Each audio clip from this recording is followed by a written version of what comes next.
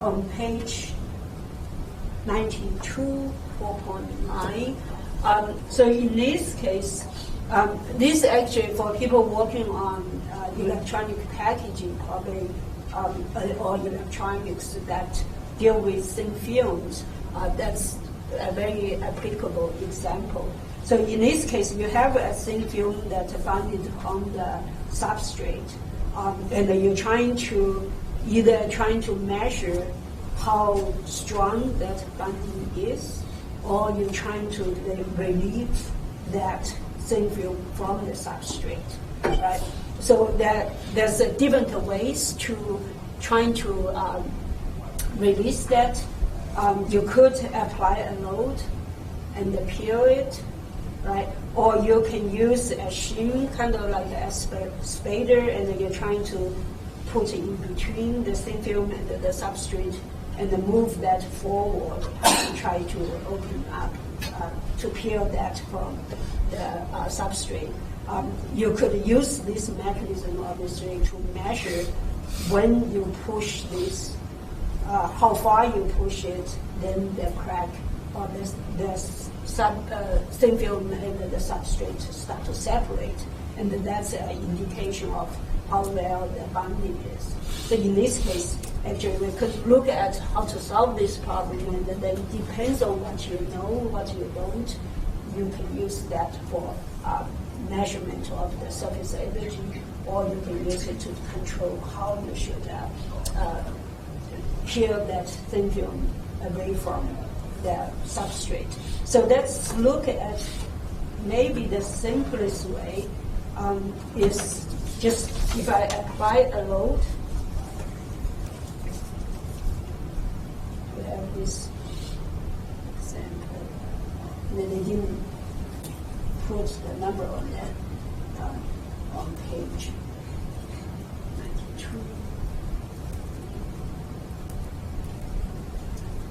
92. So let's look at one way. What would be more intuitive way if you're given a problem like this, that you need to peel this off? If I don't show this, I just say you want to peel this off. What's the first thing that comes in your mind?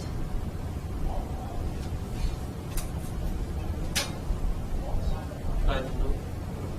Just apply a load and peel it, right? Or I can flip it around and hang something on it and peel it. Okay.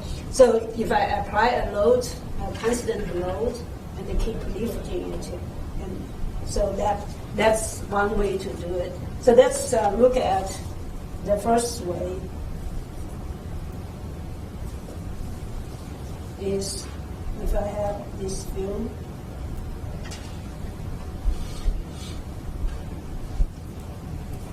And I want to apply a load.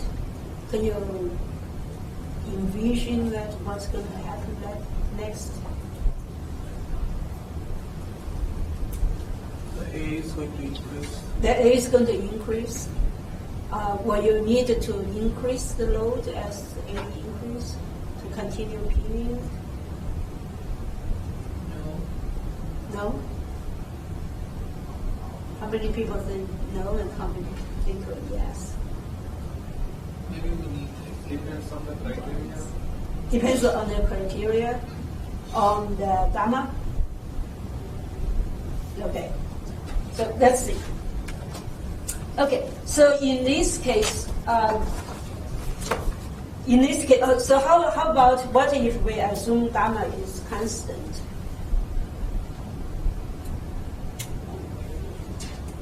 Do you think that you will need to continue to increase the load to get the crack to propagate further, or? And there's nothing in the notebook, right? Just based on your intuition. I think we should increase. So you think the load should be increased, and then to continue peeling it, right? So let's think of this one. So if I push this, what do you guys think? If I use a shim and push that, do you think they will behave differently if you apply a load, a constant load?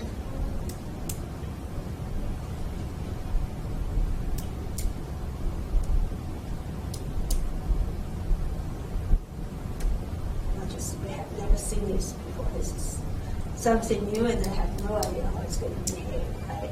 That is okay also. That's why we want to do the calculation and see, because a lot of time the intuition actually is wrong. Very few, at least for me, most of the time my intuition is wrong. But once you see the equation, it becomes clear. Okay, so how we deal with this is obviously the substrate is assumed is relatively large compared to the thin film, so we can assume it's fixed, that it will not have any deformation. And so the only deformation is come from the thin film. That's the elastic strain come from, right? And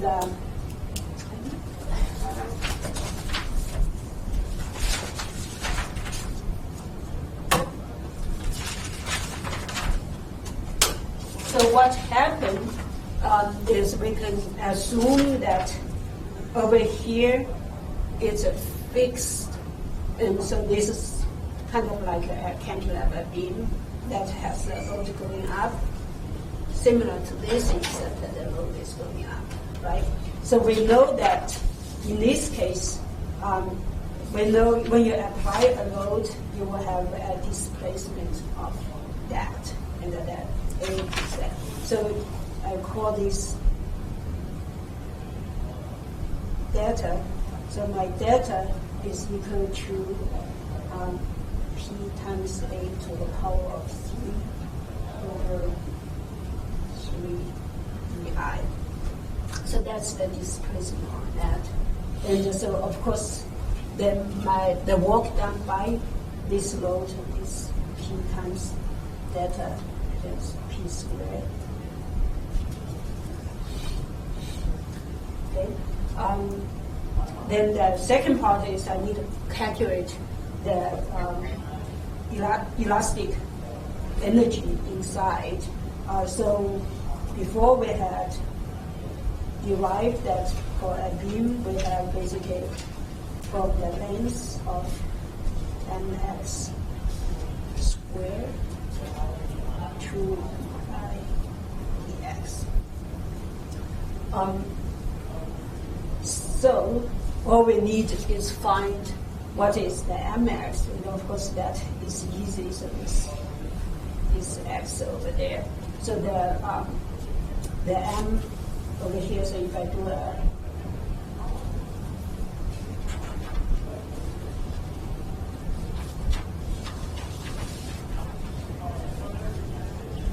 3D body diagram, so my mx is going to be p times x. So I can plug into here.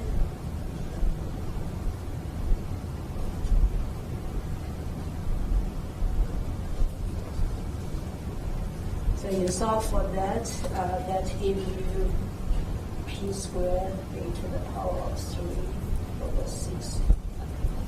So that's the strain energy stored inside that thin film, and that's the only one that deforms. So your stress and strain energy release rate is equal to dW over dA minus dV over dA. Since the area is the same,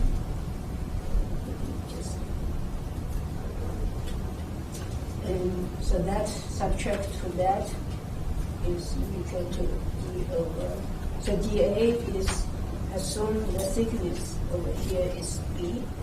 Is B times the crack length, and that subject to that is P squared. Okay. So from that, of course, you solve for that. What you get is 1 over B P squared A squared over 2. So that's your strain energy release rate, and then assume this one is equal to your resistance to gamma.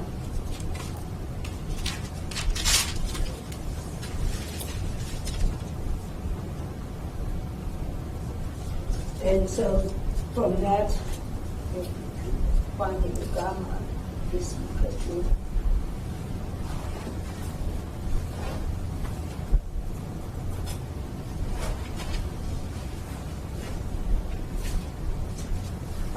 so that's basically you can calculate your strain your surface energy if you can measure what the pressure or what the force you put and what your A. And of course, this when this equal to that, that's critical crack length.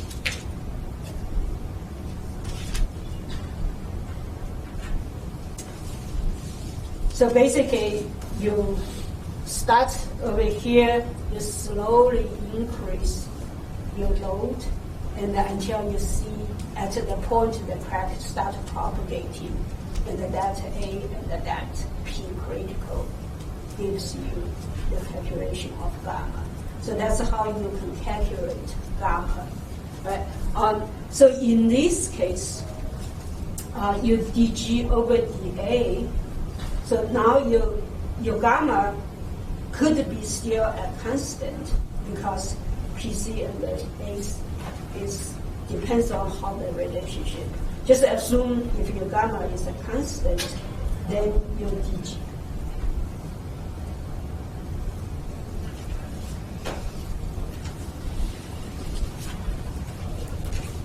Then your dG over dA is going to be equal to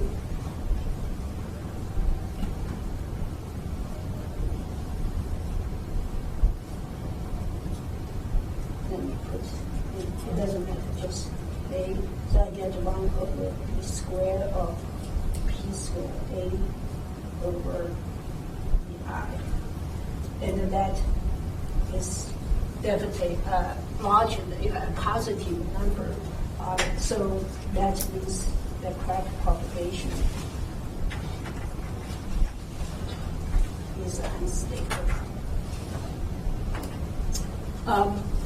So what that means is you continue increase your load until the crack propagate. Unless you reduce your load, if you keep that load, the crack will continue to propagate and to eventually completely separate that. And of course, a lot of time you don't see this happen. Like think of your peel a Scotch tape from a piece of glass, right? If you tape your Scotch tape on a piece of glass and then you peel it, sometimes it will, you can completely peel it off, sometimes it will break, right? Kind of at an angle. So that, of course, is kind of the reality, but if you can control well, you can actually, just once it's breaking, just continually breaking it. So there's no control in this case because the crack propagation will not be, is unstable. Okay, so let's look at the second scenario, which is we have the substrate, instead of applying a load,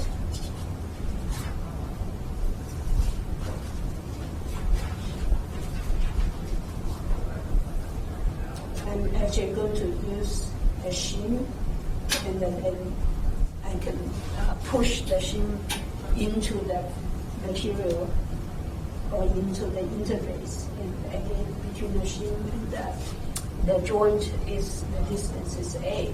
So in this case, what you are essentially controlling is that distance. So as you push it forward, you will change that the height remains constant, your A getting smaller. Right? So again, this is the same thing. as the cantilever beam we can treat. So if you take again that film out, and then you can treat it as a cantilever beam. Yeah. But what you do differently in this case is you control that delta is equal to h. Okay. So what you have is again using this. So now instead of control P, I control delta. So basically I'm trying to maintain the delta whatever P I need, right? So I control the displacement instead of the load. So in this case, so go back the same thing. So my delta is equal to P L3 over, so in this case it's PA3 over 3I, and that is equal to the height that I want to control. So what that means is my load P actually is equal to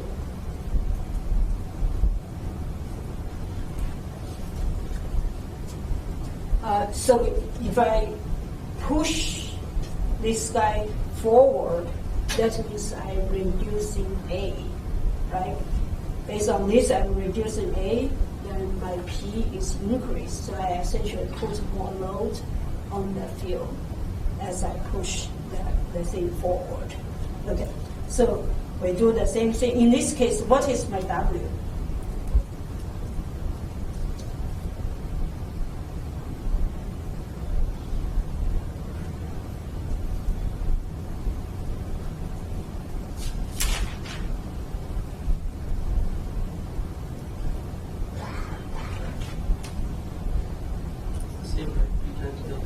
Is it P times delta?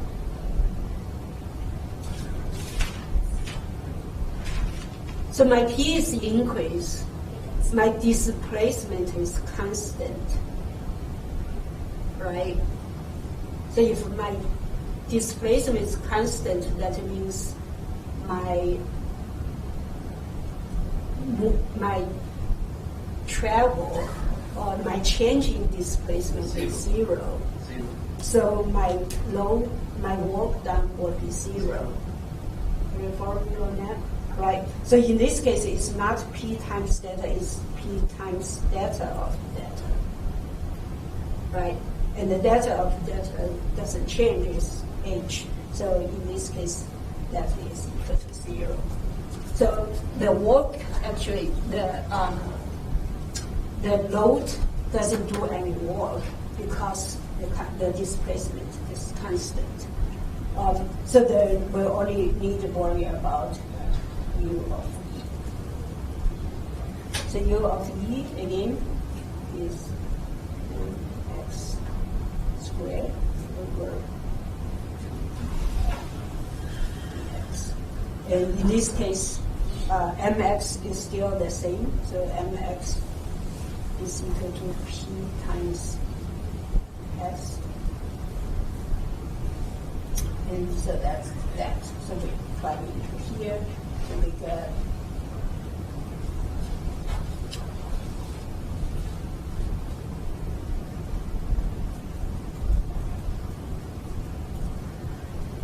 then the P is not a function of x, so I can take that out. So P squared put in there, so I get 3.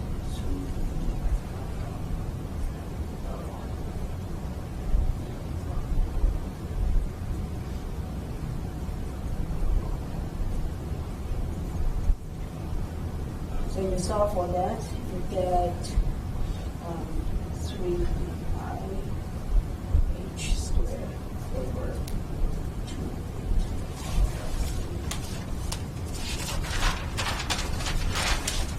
So that's my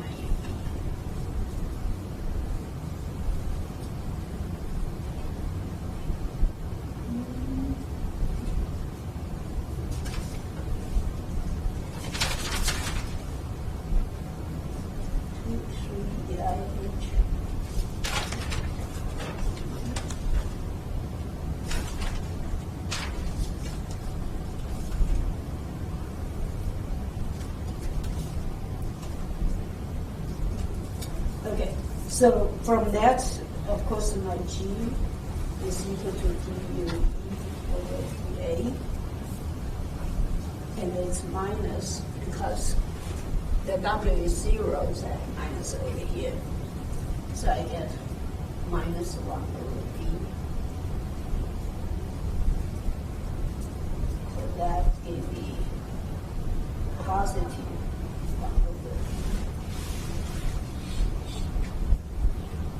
So that's 3,309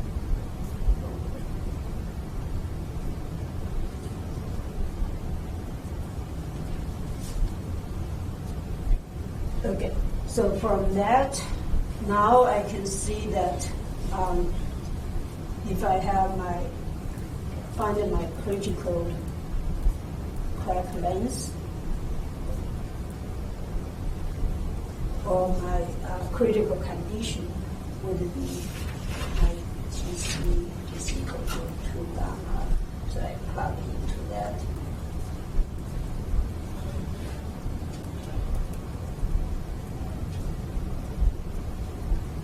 So my B critical.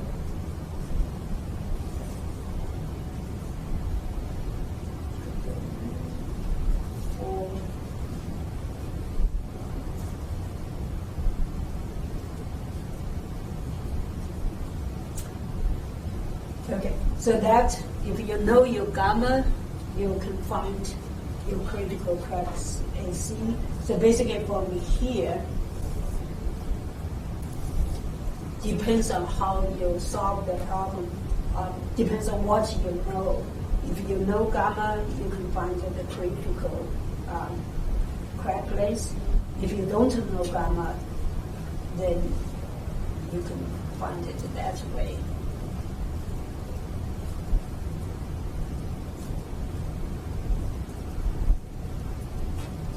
So you can measure when is the crack, the critical crack length, and then find your gamma that way. But in this case, if you look at the stability, then you take G to A again, and now you get actually minus 1 over B squared.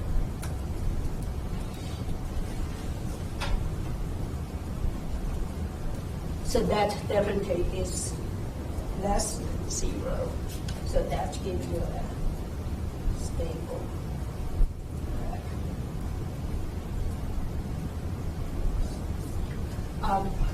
So in this case, by controlling how much separation you have between that thin film and the substrate, you can actually exactly control how much you want to peel off from that substrate. So that usually is more desired because you have much more control how much you want to peel off that.